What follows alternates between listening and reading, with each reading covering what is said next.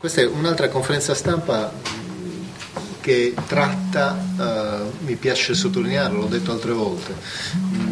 contemporaneamente al momento in cui si assiste sul dibattito nazionale ad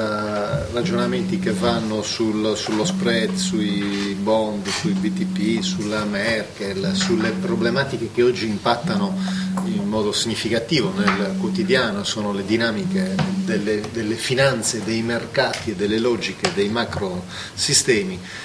Noi ancora una volta, e lo sottolineo con piacere, ci vorremmo invece ci occupiamo dell'economia reale, forse si può dire così, dei problemi della gente, del quotidiano, di ciò che serve per migliorare la qualità della nostra vita, per migliorare le condizioni del sistema, ma che abbia anche un effetto diretto sulle famiglie, sui conti della famiglia, quindi sulla vita di ciascuno di noi. All'inizio di questa legislatura si svolse a Cagliari una conferenza molto interessante sul solare termodinamico, che è l'oggetto di questa conferenza, e il titolo era significativo perché si chiamava Il tempo delle scelte. E da allora ad oggi noi non solo queste scelte le abbiamo fatte, ma le abbiamo anche declinate in azioni concrete, in attività concrete, e oggi ne presentiamo una nuova che io ritengo molto importante e significativa. Il tempo delle scelte fondamentalmente è quello nel quale dobbiamo cercare di fare, scelte di rottura col passato, quelle scelte che consentano di non mettere più sullo stesso piano due ipotesi alternative, che sono una quella del lavoro e l'altra quella del pregiudizio per poter avere, mantenere, salvare o creare posti di lavoro, dell'ambiente, della sicurezza, della salute. Basti pensare anche semplicemente a ciò di cui stavamo discutendo poco prima, del contesto infrastrutturale del porto di Portovesme. Basta dare un'occhiata a quel pezzo di territorio che oggi si dibatte su problemi seri per il salvataggio di pezzi importanti dell'industria sarda, però basta dare un'occhiata a quella che è la realtà sul piano proprio del paesaggio, dell'impatto ambientale e quindi della salute, per rendersi conto insomma di quanto le scelte fatte in questa logica nel passato hanno pesato e influenzato negativamente le nostre condizioni di vita. Oggi, dicevo, noi abbiamo vorremmo applicare una logica che è diversa. Lo abbiamo fatto e lo facciamo forti di un mandato popolare, perché questa era sostanzialmente la nostra proposta di governo, si basava esattamente su questi presupposti, ma non solo quella, un mandato che io vorrei sottolineare, in qualche modo confermato nel 2010 con l'importante, fondamentale referendum sul nucleare, che se da un lato aveva bocciato il nucleare, dall'altro però nel dibattito di quei giorni aveva affermato un altro modello, che era il modello della green economy, che è il modello di Sardegna 2.0, che è un modello che coniuga in modo perfetto l'ambiente, il paesaggio, la tutela della salute, delle condizioni di vita delle persone, con lo sviluppo, con la crescita, con la possibilità di dare una prospettiva. Nel caso specifico stiamo parlando degli impianti pilota sul solare termodinamico che l'amministrazione regionale realizza direttamente con propri enti strumentali e che avranno l'effetto di dare un contributo importante sul fronte della produzione dell'energia, e questo contributo lo daranno in modo sostenibile, come dicevo, col perfetto e totale rispetto di quelle che sono le condizioni legate alla salute e all'ambiente. Ma sul piano tecnico non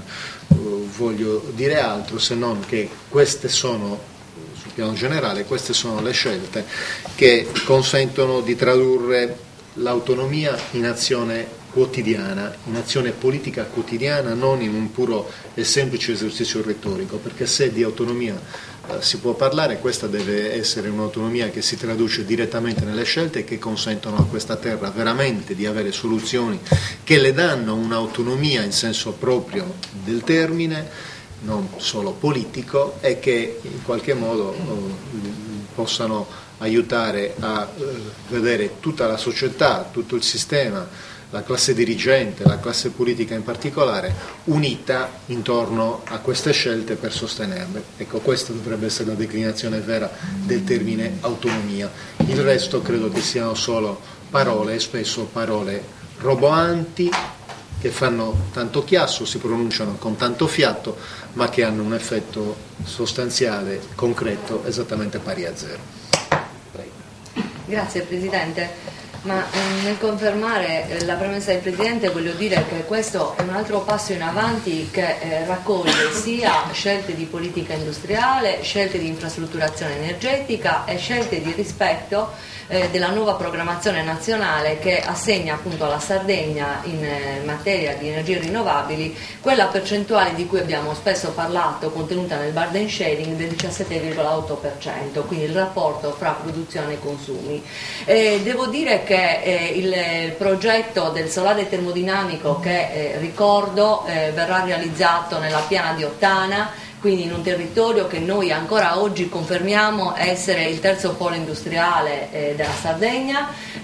Stiamo con i fatti dimostrando che crediamo fortemente nel polo industriale di Ottana e stiamo cercando delle soluzioni alternative appunto nel mondo delle rinnovabili. Il progetto è un progetto sperimentale che è stato finanziato con il fondi POR-FESR 2007-2013, fa parte di un pacchetto di 25 milioni di euro e l'investimento è pari a 10 milioni di euro. L'investimento complessivo raccoglierà anche altri due bandi, quindi altri due impianti, perlomeno nell'immediato, perché poi la nostra idea è quella di arrivare ai 4 previsti nell'impostazione originaria. Per essere precisi è già andato in onda e quindi già assegnato il secondo impianto che verrà realizzato in Ogliastra e vede il coinvolgimento di un impianto industriale civile e vede il coinvolgimento del consorzio il comune di Tortolì. Ovviamente saranno beneficiati tutti gli altri comuni